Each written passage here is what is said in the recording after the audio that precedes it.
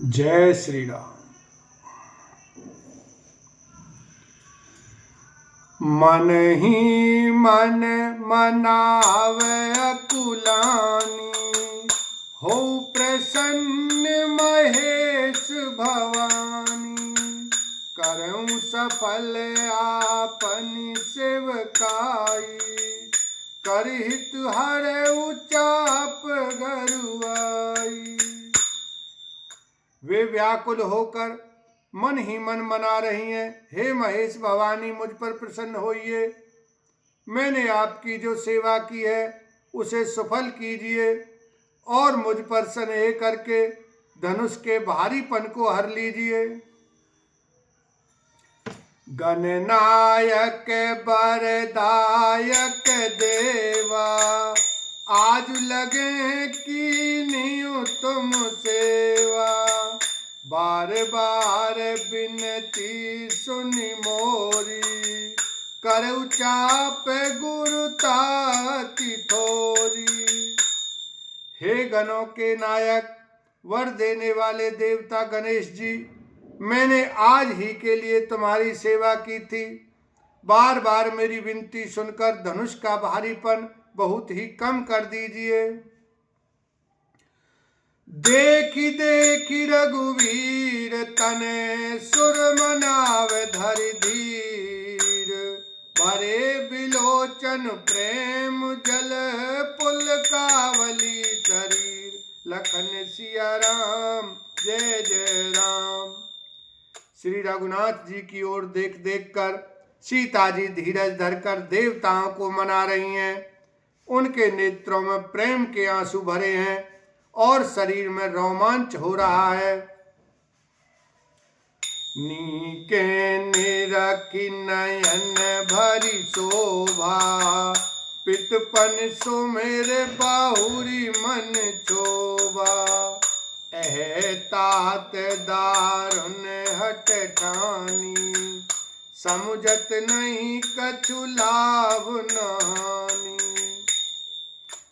अच्छी तरह नेत्र भरकर श्री राम जी की शोभा देखकर फिर पिता के प्रण का स्मरण करके सीता जी का मन क्षुब्ध हो उठा।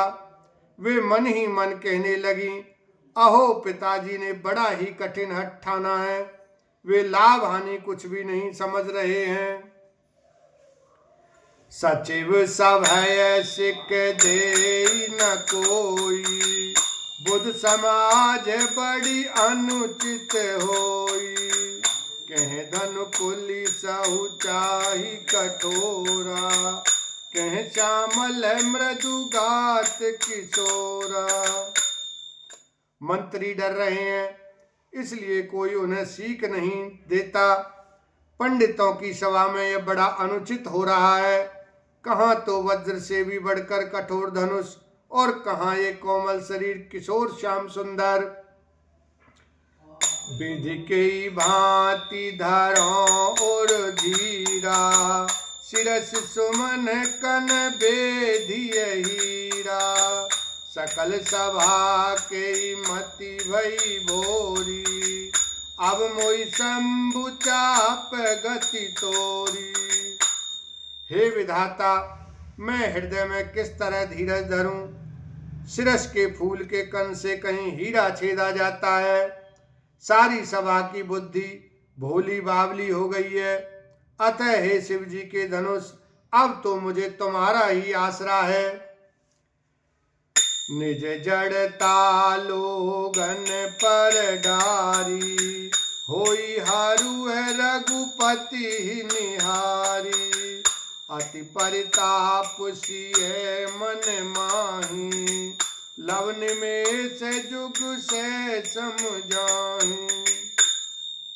तुम अपनी जड़ता लोगों पर डालकर श्री रघुनाथ जी के सुकुमार शरीर को देखकर उतने ही हल्के हो जाओ।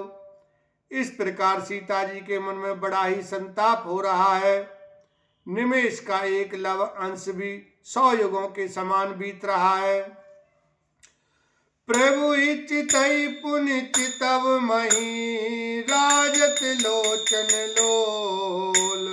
खेलत मन सिज मीन जुग, जनु विधि मंडल डोल। लखन सिया राम, जय जय राम। प्रभु श्री रामचंद्र जी को देखकर फिर पृथ्वी की ओर देखती हुई सीता जी के चंचल नेत्र इस प्रकार शोभित हो रहे हैं, मानो चंद्रमंडल रूपी डोल में कामदेव की दो मछलियां खेल रही हों। गिरा अलन मुख पंकज रोकी, प्रगट न लाज निसावलोकी। लोचन जलु रह लोचन कोना, जैसे परम कृपन कर सोना। सीता जी की वाणी रूपी भ्रमरी को उनके मुख रूपी कमल ने रोक रखा है। लाज रूपी रात्रि को देखकर वह प्रकट नहीं हो रहा। नेत्रों का जल नेत्रों के कोने में ही रह जाता है, जैसे बड़े भारी कंजूस का सोना कोने में ही गड़ा रह जाता है। सकुची व्याकुलता बड़ी जानी, धर धीरज प्रीतित और आनी। तन मन बचन मोर पनु साचा, रघुपति पद सरोज चितुराचा। अपनी बढ़ी हुई व्याकुलता जानकर सीता जी सकुचा गईं और धीरज धरकर हृदय में विश्वास ले आईं कि यदि तन मन और वचन से मेरा प्रण सच्चा है और श्री रघुनाथ जी के चरण कमलों में मेरा चित्त वास्तव में अनुरक्त है, तो भगवान सकल उर्वासी, करई मोहि रघुवर के दासी। जहीं के जहीं पर सत्य सनेहु, सोते मिलई न कछु संदेहु। तो सबके हृदय में निवास करने वाले भगवान मुझे रघुश्रेष्ठ श्री रामचंद्र जी की दासी अवश्य बनाएंगे। जिसका जिस पर सच्चा स्नेह होता है वह उसे मिलता ही है, इसमें कुछ भी संदेह नहीं है। प्रभु तन चितई प्रेम तन खाना, कृपा निधान राम सब जाना।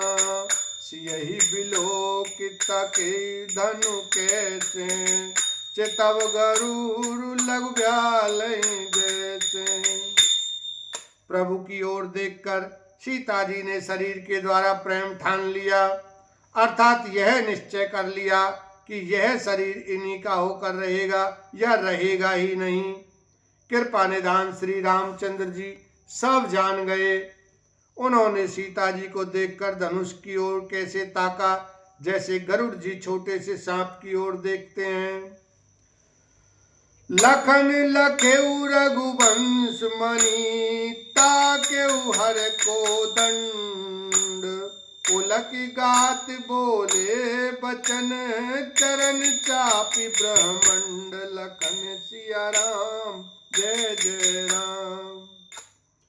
इधर जब लक्ष्मण जी ने देखा कि रघुकुल मणि श्री रामचंद्र जी ने शिव जी के धनुष की ओर ताका है, तो वे शरीर से पुलकित हो ब्रह्मांड को चरणों से दबाकर निम्नलिखित वचन बोले। बोलो सियावर रामचंद्र की जय, उमापति महादेव की जय।